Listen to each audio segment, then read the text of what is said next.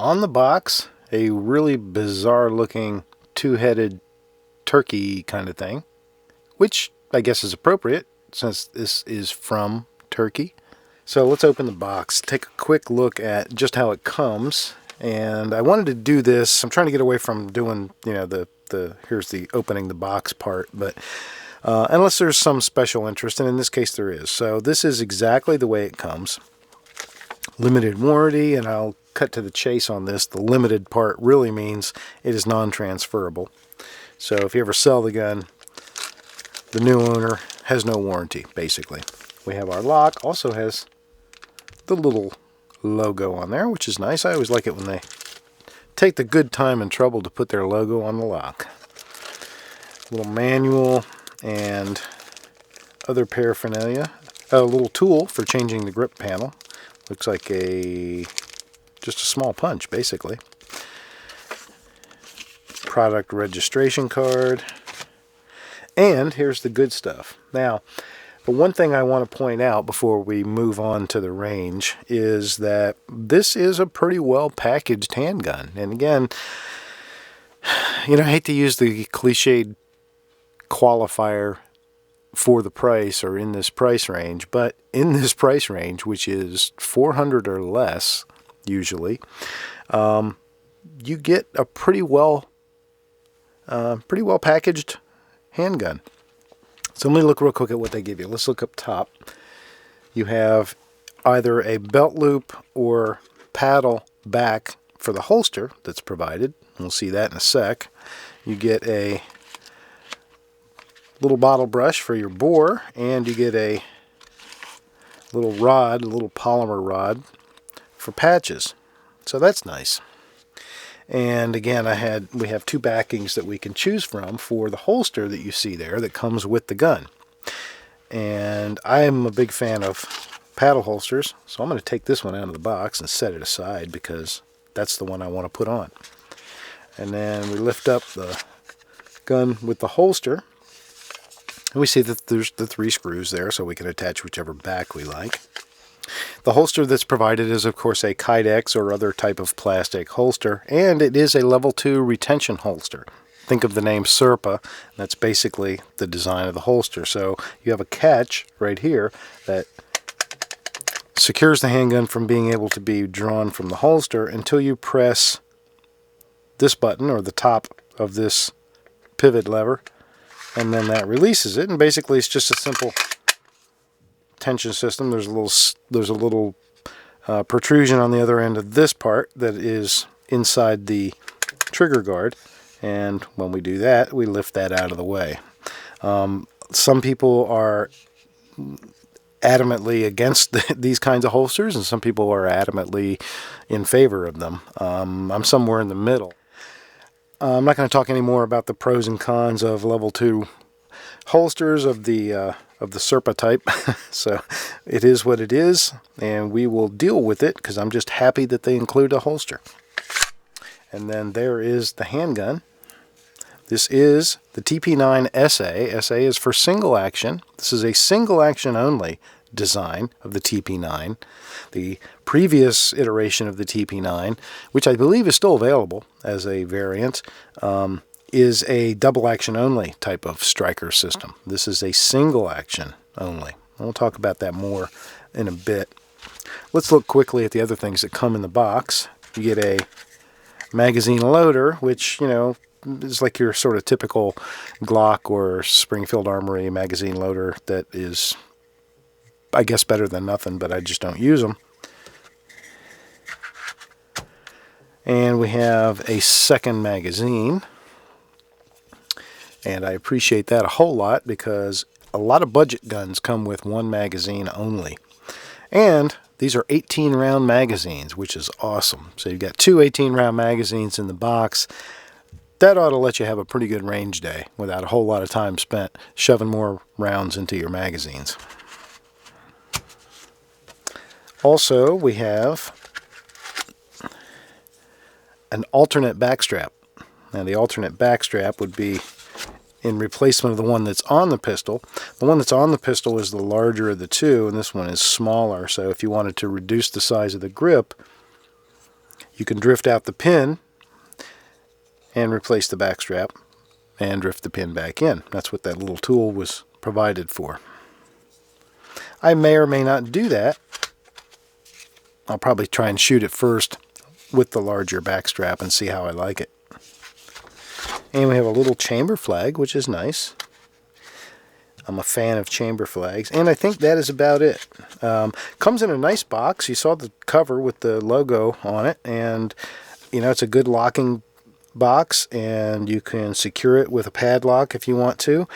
And it's got a great molded styrofoam insert, so kudos for good packaging. Let me get the box out of the way, and we'll talk about the pistol for a minute. Basically, let me tell you what I know so far, and I may figure out the rest as we go. But it is a, again, single action only striker fire design. The pistol is sort of that Walther P99 type of design with, you know, their own little touches and signatures and changes, but the basic design is sort of a P99-ish kind of design. The first thing that really struck me with this gun for being a budget class 9mm was just the quality of the feel of it. When you pick it up, it just feels really nice. It's got a nice build quality. It feels like good materials. I don't see any kind of imperfections. Again, it is an 18-round magazine, so that is a very good thing. The magazine release is a big square button right here. It's right where we expect it to be, which is good, and it works really nice. Magazines don't really fly out of there, as you can see, and that's more than likely due to a pretty weak spring in the magazine, because that's what causes that ejection. And that weak spring is probably so we can get 18 rounds in there. The feel of the grip is good. It feels good on the hand. It's got a decent texture to it that feels like it's going to give you a nice grip on the gun and let your hand stay put. The undercut of the trigger guard is nice and respectable, at least. It's got a big square trigger guard. Again, that sort of P99, almost H&K type of look. And that should allow easy access for somebody with even big paws with gloves on. The takedown is the Glock style takedown, so you just have takedown on either side that you would release and move the slide forward after you've decocked the striker. And that's a perfect segue into talking about the control at the very top, which is the decocker for the striker. That's a kind of a weird, probably the most weird thing about this gun. So if I cock the striker, you can see that in the very back there is a cocked striker indicator. You can see it go away when I pull the trigger. So we charge the gun, cock that striker. Another way to decock it is using this ginormous decocker at the top. Basically, it's an ambidextrous control. It's right hand, left hand accessible, and you just push that down. Let me get it on camera here. And it does the same thing as pulling the trigger, of course, without pulling the trigger. So you're decocking the striker without sending the firing pin forward. That allows you to safely decock the striker for whatever reason. The only reason I can honestly think of would be disassembly, which is very simple. There's nothing special really to look at inside. I'll look at that later. It has more of a Walther type of trigger design than, say, a Glock, but otherwise, really nothing special. One of the things I noticed right away, too, was the slide lock control is very slim, very flat. It's like just like a piece of stamped metal, bent over, hugs the frame tightly. It's got a little bit of knurled stamping on it, but not a whole lot. Although I was kind of impressed that I am able to get a little bit of grip on it with the side of my thumb. So if I wanted to lock the slide back, for example, I'm able to do that, even though it doesn't protrude at all. Let's see if you can see how thin it's right there under my index finger, and it doesn't stick out at all. Very, very thin. So I kind of like that. that's going to be a snag-free control, and it's not adding anything to the thickness of your gun, but it's still very functional. And it's in a good spot. It's easily reached without altering my shooting grip. So I think I like that. I think I'm going to enjoy that while I shoot. The sights are pretty basic, but they look like a nice sight picture. You have a 3-dot combat sight. It's a small sight picture, sort of that aim small, miss small look. The dots are tight, the notch is narrow. I kind of like that. And you can see we've got this little extra, little vertical line right under the notch. Tells you where to put the ball on the tee, basically, is what it's telling you. So interesting sights. I'll see how I like them while I'm shooting the gun. Nice long external extractor. Good serrations with a nice grip. It's a nice looking gun. Actually a very nice looking gun. 1913 Picatinny rail out front in pretty generous proportion. Got about 1.5 inches of that there, so you shouldn't have any trouble putting a coffee maker out on the front of that. And last, but certainly not least, is this trigger.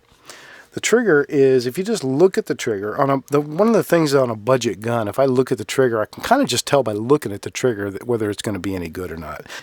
But this trigger is very well made. It's nice looking. And the best part is, feels like it's pretty sweet. So it's got a decent amount of take up to there, and then very crisp break. Very, very crisp. Feels like it's fairly light too. Probably, I'm saying 5 pounds maybe. Could be even less. And now the reset.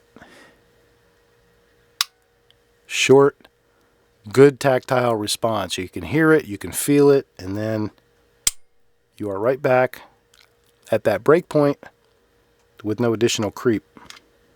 It does have the center dongle type of trigger safety. So that's about it, I think. It's, like I say, it's a nice looking gun. It's a very comfortable feeling gun. A little bit wide, but not bad. The grip is nice and narrow, especially for an 18 round double stack 9mm. You know, it's a little tall, of course, because of that. But I've definitely seen and heard good things about it, so I thought finally I would go ahead and pick one up, find out for myself. Let's go put 100 rounds through it. Okay, so that's enough yakking. How about some shooting? Let's put the first 100 through this. Before I start, I've heard the name pronounced a few different ways. I've heard it pronounced Canik, and I've heard it pronounced Janik.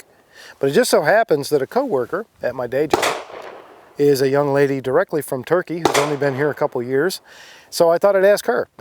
And she said Janik, which I kind of thought I liked. So rather than the jumping Jehoshaphat type of J sound, it's more of the je ne sais quoi type of J sound. So the Canik TP9SA. I filled the magazines both to 18 round capacity. Let's see how they perform. Here we go, very first shots. 10 yards is the distance, orange dot is the objective.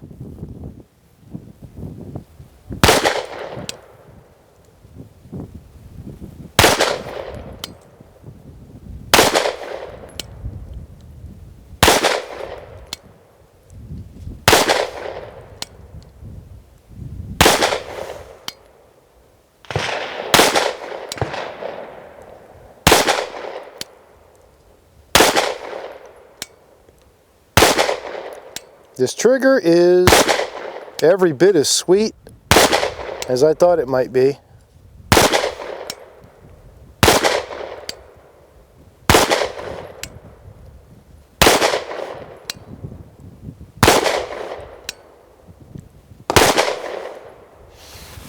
That was the first 18.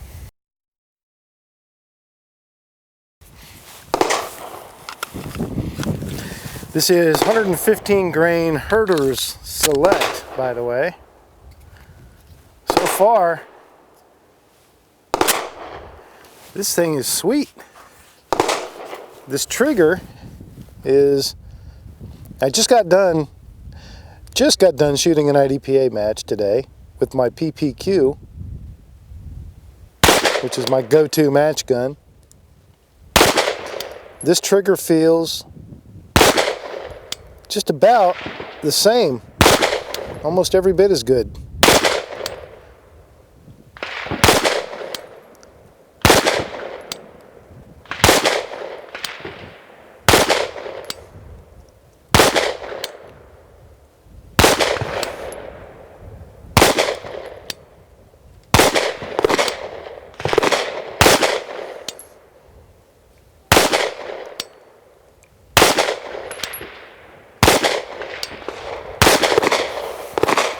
Wow.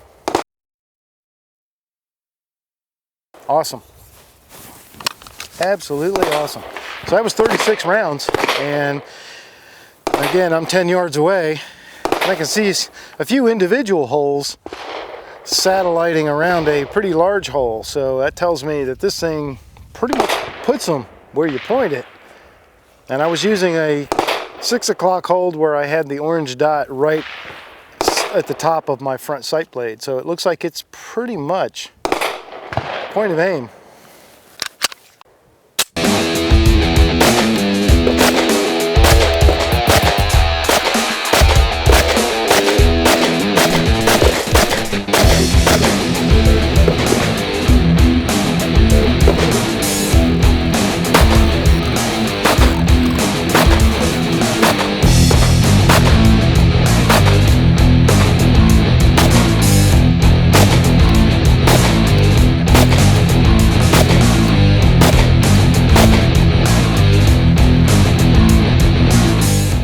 I did clean and lube the gun, more lube than clean. It wasn't really dirty or anything, but I did clean it, and I did give it a lubing with Weapon Shield, one of my favorite oils, before bringing it out to the range today. So the lube that was in it smelled a little industrial. It smelled like, you know, if you just bought a new industrial machine for your factory, kind of what it would smell like. Well, that's how it smelled. So I cleaned that out, and I put in some Weapon Shield. And there we go. Seating the magazine is a little tough with 18 rounds in there. Also, that 18th round goes in a little tight, but if you got a you know, Maglula or some other similar type of mag loader, it's not too bad. But it is a little snug to get 18 rounds in there. But so far, no problems. Moving over to PMC now, PMC ammo. And so let's go up top to my other orange dot at the head. PMC bronze, 115 grain.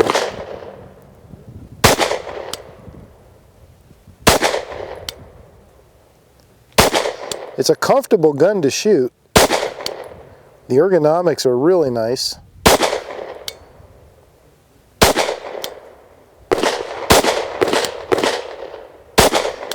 I like the sight picture. I showed you that, right?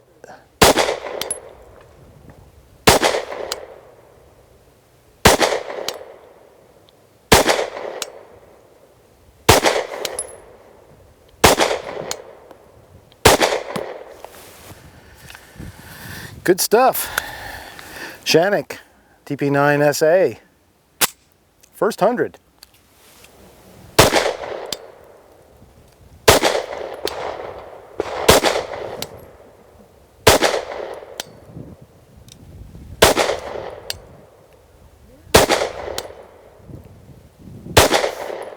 Sorry I'm shooting so slow.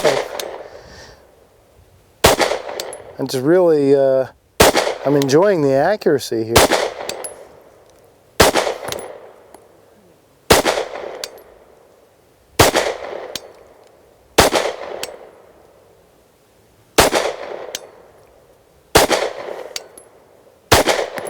Wow. So 72 rounds so far. No problems of any kind. and very impressive accuracy. It's also dumping all the brass in a pretty tight pile here on the ground, so good gun.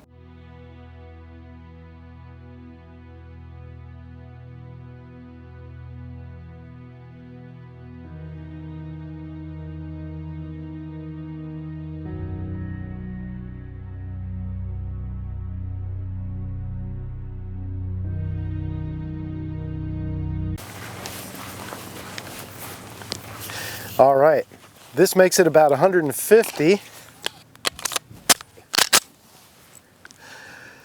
Boy, I tell you what, there's a whole lot to like about this gun. I'm almost sorry I waited a year to jump on the bandwagon with this gun, but I'm glad I jumped on it. Better late than never. The trigger is phenomenal. The sight picture is excellent. Ergonomics are very good, and I have had absolutely no malfunctions of any kind, and it is accurate, extremely accurate, even with me shooting it. So that ought to tell you something. But so here we go. This will make it the last 150. You are definitely going to see the Canik again. This is a keeper. This gun is definitely a keeper, and it'll be back out here again. Probably need to compare this to some other guns, some of which are considerably more expensive, and see how this thing stacks up against them. But let's burn through this last 15, I think it is, and we'll call it a day.